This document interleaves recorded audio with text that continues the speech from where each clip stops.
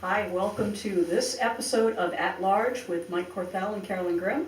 Mike Corthell is running our camera today, and of course I'm Carolyn. So we are very excited because we are at Rufus Porter Museum on Main Street in Bridgeton, which is a great place to be, and we are with Martha Cummings. And your job with Rufus Porter is what?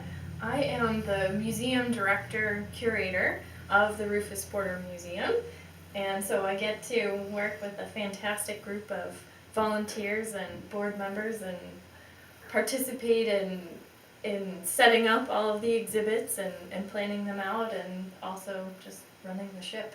And we are looking forward to a very exciting new season at Rufus Porter. Today we want to talk about the things that are here behind us. And these are some of Rufus Porter's miniatures. We'll have more information about Rufus Porter along with this video because he was a fascinating guy and a great Bridgeton resident to have in our history. So these are some of the miniatures that Rufus Porter did. Martha, would you tell us what the deal is with this? Why are these important? These are significant to the museum this year in particular. We just acquired them over the winter. This is Mary Long Ellis. She was a resident of Poland, Maine, painted by Rufus Porter, and she and her brother were both painted by Rufus Porter. We acquired this, like I said, this winter. It has its original frame. The mat has been reproduced.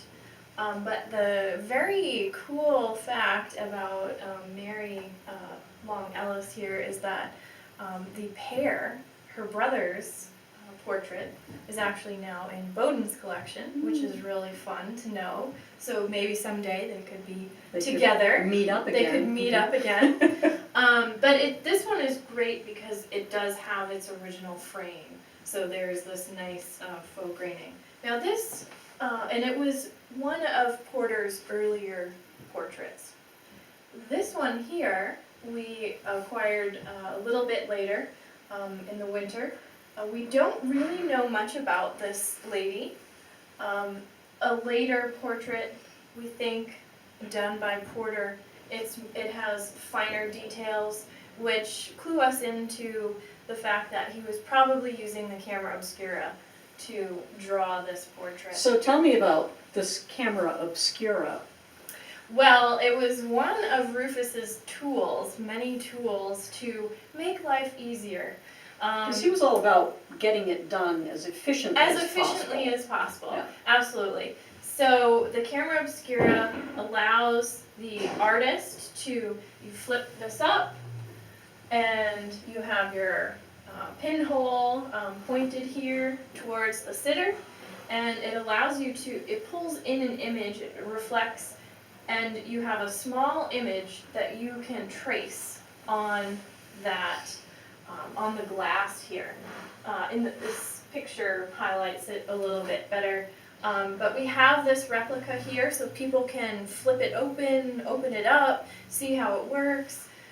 We had a program a few years ago called Camera Obscura Selfies, something that we're thinking about bringing back, which would be really fun for everyone since we're all so focused on doing selfies with our phones now. And this was kind of the original selfie. And this particular replica of the camera obscura was created by Bob Dunning, who we owe many debts of gratitude to, and we miss him all very much.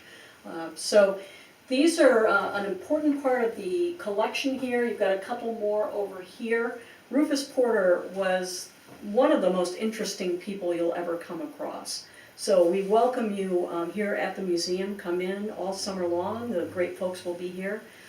And you see what the Rufus Porter was all about because he's an interesting guy.